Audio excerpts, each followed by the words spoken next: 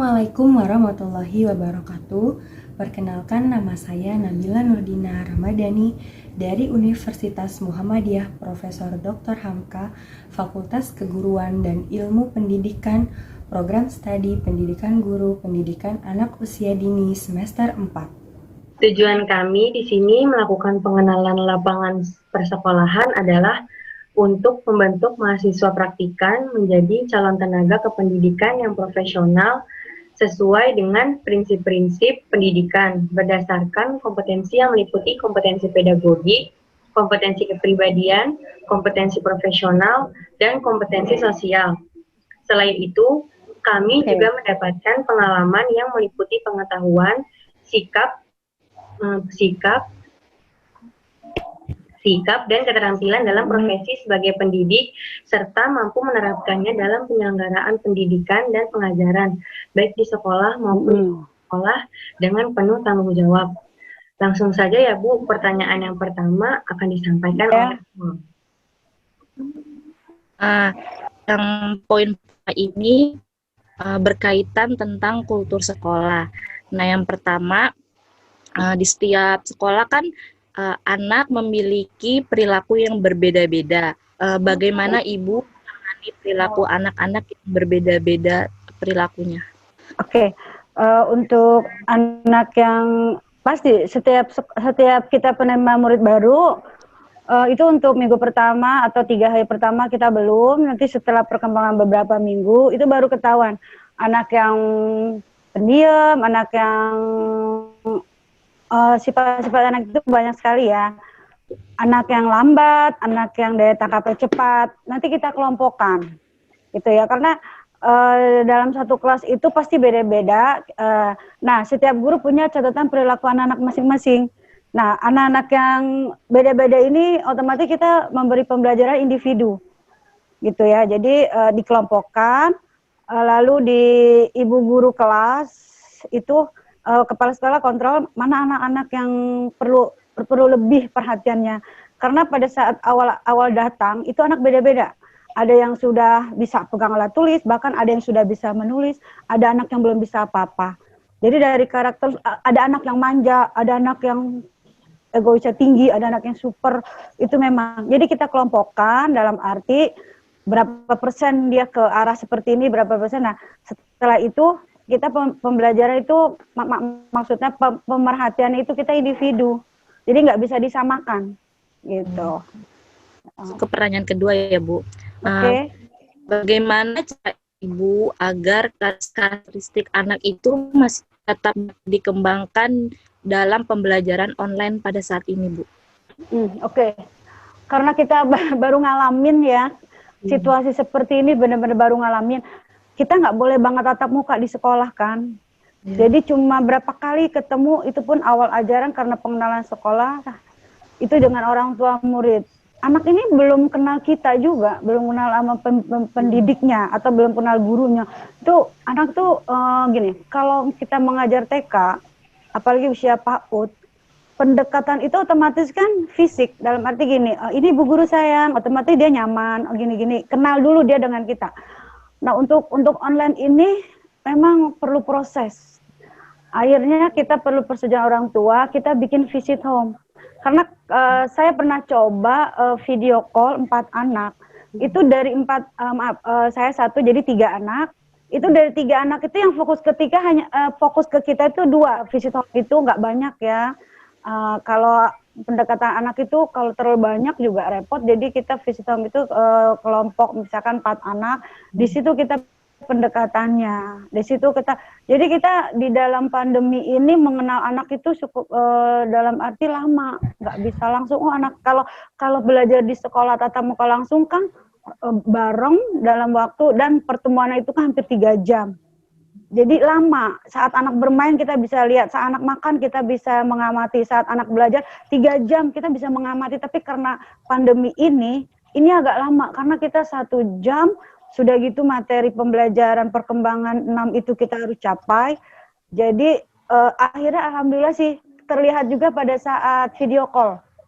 Jadi ada anak yang berani, ada anak yang takut, ada anak yang hafalnya cepat, ada anak yang lambat, tapi kalau untuk motorik kita langsung saat visit home. Anak itu sudah bisa pegang alat tulis, anak itu sudah bisa menarik garis, anak itu belum penekannya belum kuat. Nah, pada saat visit home kita melatih motorik dengan koran, dengan meremas-remas gitu ya. Jadi untuk pendekatan di saat pandemi ini perlu perjuangan guru.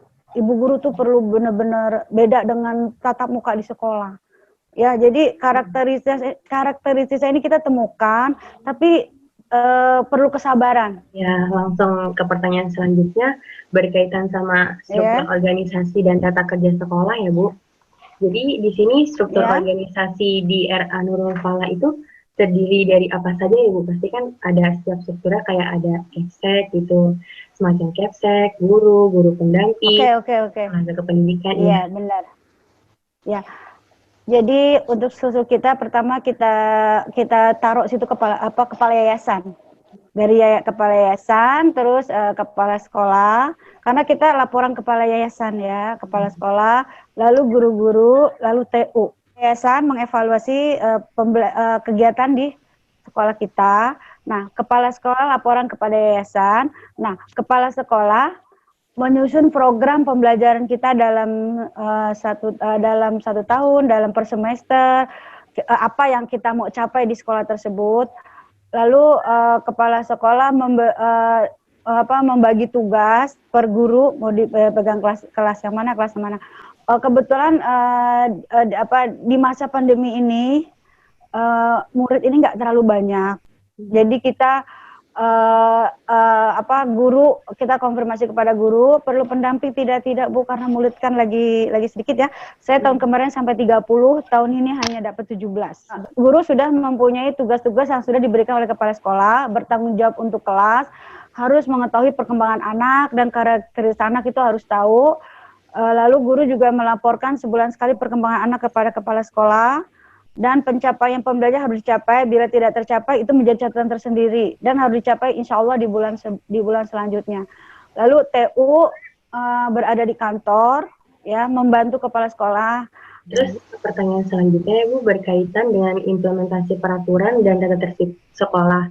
Jadi kita kan lagi ngadepin pandemi kayak gini ya Bu, bagaimana pihak sekolah melakukan pembelajaran dengan murid gitu. Tadi kan Ibu sudah bilang dilakukannya visit home dan video call. Nah, itu pembelajaran itu diselang-seling atau emang maksudnya terus tetap visit home, apa misalkan seminggu video call, apa diberikannya video pembelajaran atau bagaimana Bu? Jadi kita satu hari 2 tempat. Jadi guru kelas A di rumah, misalkan di rumah Nisa, guru kelas B di rumah Dede Al. Jadi di rumah, kenapa panggil Dede? Karena dia udah biasa ya. Nah, jadi yang satu rumah Al, yang satu rumah Nisa. Jadi sehari dua guru jam 8. Kita nggak boleh lama-lama pertemuan ya. Jam 8 sampai jam 9, tapi tetap aja kelar setengah 10 ya. Jadi kita 1 jam karena persyaratannya di rumah yang satu. Nah, hari kedua kita kasih tugas di hari Selasa. Jadi di hari pertama itu kita udah siapkan nih, Mama nanti itu anak-anak itu alhamdulillah pada semangat belajar ya. Kita kasih tiga materi, ibaratnya misalkan menulis, terus mewarnai, terus menempel, terus besoknya lagi misalkan mencocok. Jadi kita tuh guru tuh lebih berat sekarang harus mempersiapkan pembelajaran untuk hari berikut. Nah, hari Rabu visit home lagi. Visit home sambil mengajarkan hafalan, menambah hafalan, lalu memberi tugas lagi buat hari Kamis. Oke. Nah, di hari Kamis mereka kan belajar dari rumah tapi tugas dari kita. Nah, di hari Jumat itu kita sempatkan belajar, misalkan belajar sholat, belajar doa-doa. Jadi sistem saya itu dari pertanyaan, sistem visit home, daring, sama memberi tugas belajar di rumah. Jadi kita 3 itu aja. Ibu, pertanyaan selanjutnya. Oke.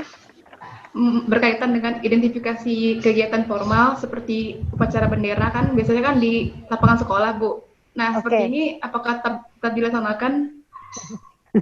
Kita olahraga aja nggak boleh. Oh. Jadi nggak bisa dilaksanakan. Untuk rapat guru, Bu, seperti apa? Kebetulan saya RA Rodatul Atfal itu ke Departemen Agama, kita ke perkumpulan guru namanya IGRA, Ikatan Guru Rodatul Atfal, kita Kota Bekasi. rapatnya sebulan sekali. Itu pun pada saat rapat itu protokoler sekali. Kegiatan kegiatan IGRA dikurangi, pertemuan untuk ke kota IGRA pusat, kita kan kecamatan ya, ke IGRA pusat itu sementara ditiadakan. Baik Bu, di pertanyaan selanjutnya mengenai tentang identifikasi kegiatan-kegiatan rutin berupa kurikuler, kokurikuler, dan ekstrakurikuler. Nah, di pertanyaan ini,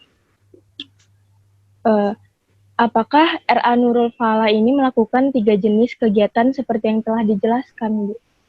Oke, untuk kegiatan tersebut kita sebetulnya banyak ya, nggak banyak deh istilah ada, seperti menari, bermain musik, kita adanya angklung, terus kegiatan yang di luar kegiatan TK ya, seperti melukis, menggambar dasar ya, nanti kalau perkembangan waktu dia pakai cat air gitu ya. Mungkin nanti akan saya berikan tapi lihat kondisi.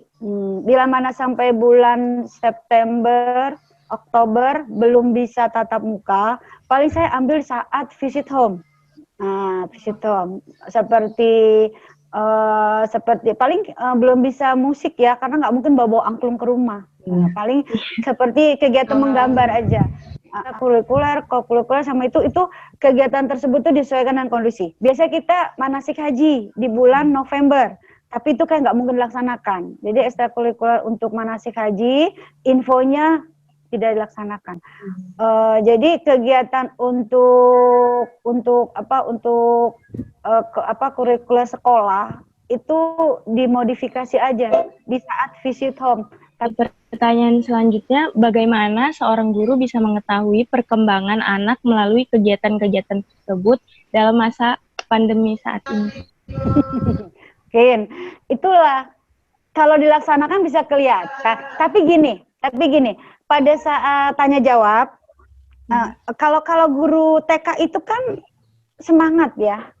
Pasti dalam pembelajaran itu, apalagi pembelajaran tema awal diri sendiri, aku ya kan sekarang ya, terus hobi ya, itu nanti kita dalam bicara dalam tanya jawab. Kalau tidak pandemi itu mudah sekali pada saat olahraga. Ayo selesai olahraga, Bu Guru punya tarian nih. Ayo, tuh anak-anak yang senang menari akan muncul. Untuk melihat minat anak, Ibu Guru harus bisa menarik minat itu dengan tanya. Untuk saat pandemi ya, tanya jawab, terus cari cara yang menjurus. Pertanyaan yang terakhir Bu, kan di sini tentang pembiasaan positif yang biasa diajarkan di sekolah.